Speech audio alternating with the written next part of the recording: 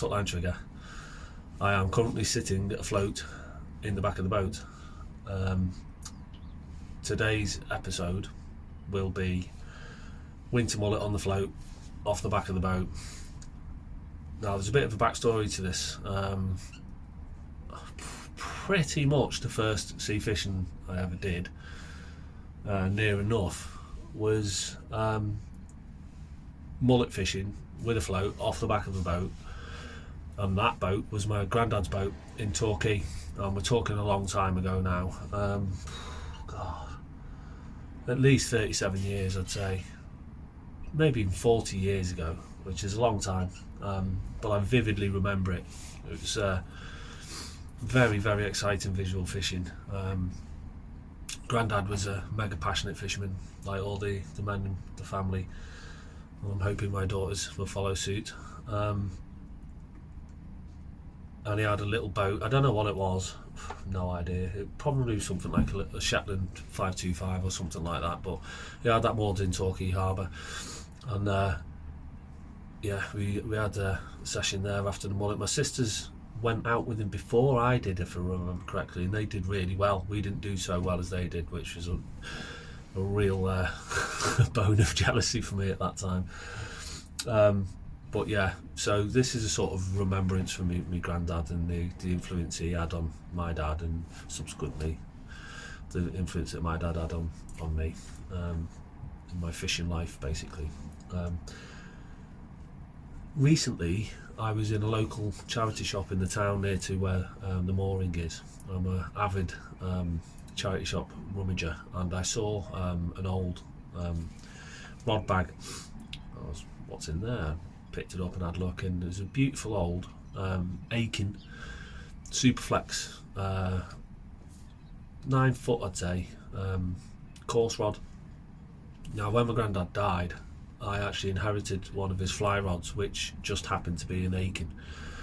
It was an Aiken carbon fibre, 5 or 4 weight, I think. Beautiful rod. I've used it to catch trout, and I was actually using it last season trying for mullet on little shrimp patterns, which was unsuccessful, but it just seemed like, oh, okay, I found a beautiful old Aiken rod. First session was Grandad fishing off the back of the boat for the mullet, so why not sort of do a little remembrance video for him, basically. So oh, and also another charity shop find was a beautiful old Shakespeare ball bearing reel, which is absolutely immaculate condition.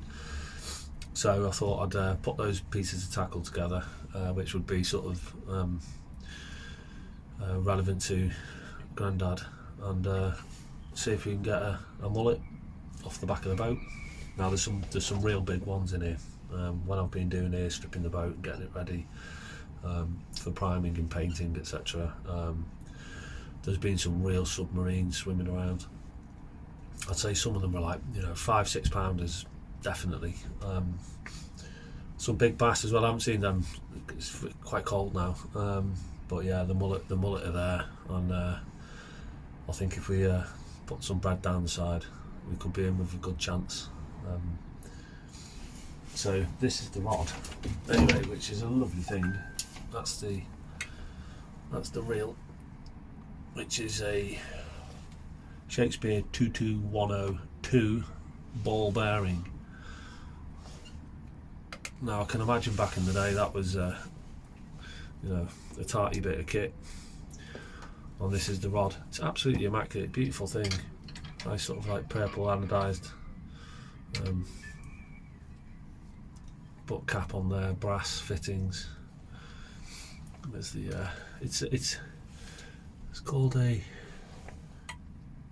don't know if you can see that, but it's a Superflex series of Aiken rods. I've done a little bit of research on them, and they seem to be popular with old tackle collectors. I'm not surprised, because it's a lovely bit of kit. It's made to look like canes. It's got like little whippings on there and stuff like that, but it's had a very similar one. My brother had a very similar Hardy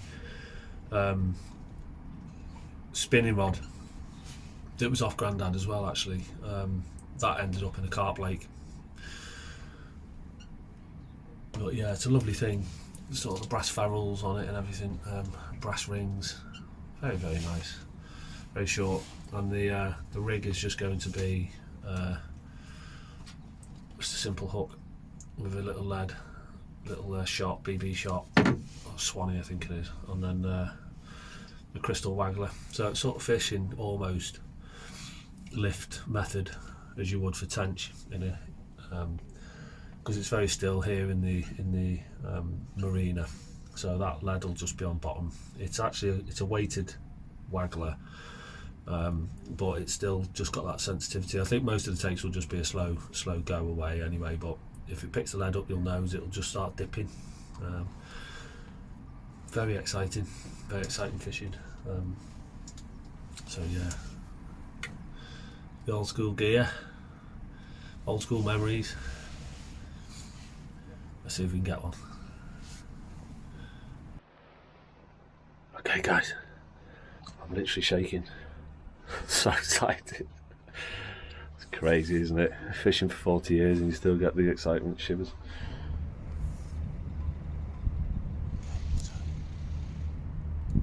Feeding just here, where my finger is, just on this side of the boat.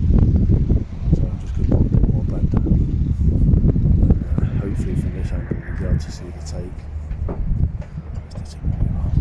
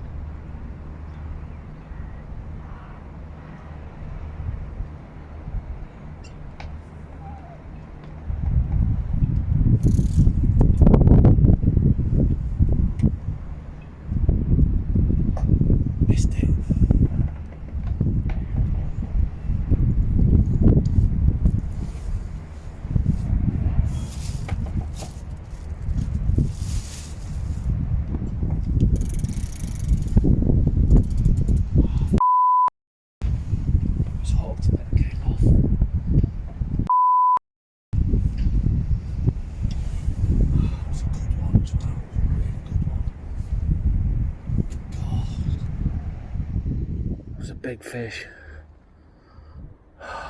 Damn it.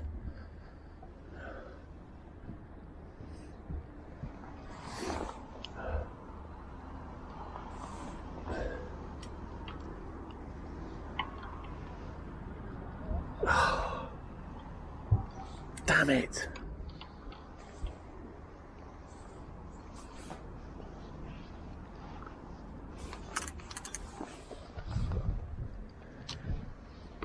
I saw it rise up in the water when it was hooked. It was definitely on. Oh, I hope that hasn't spooked the shore.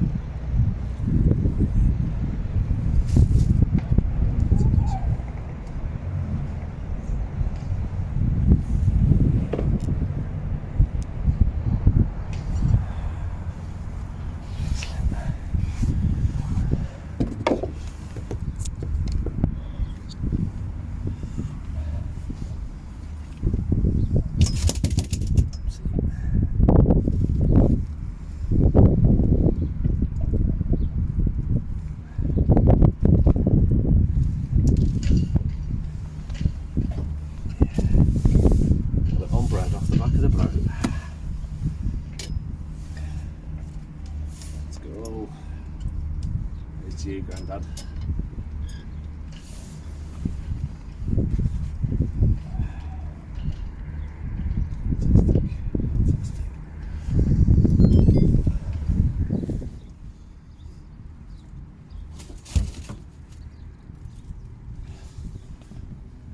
There we go.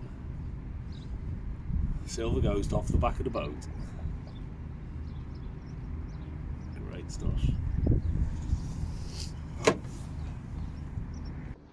Put it back.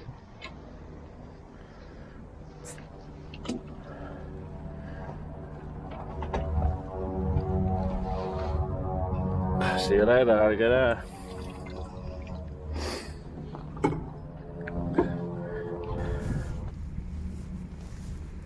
Well, that was exciting.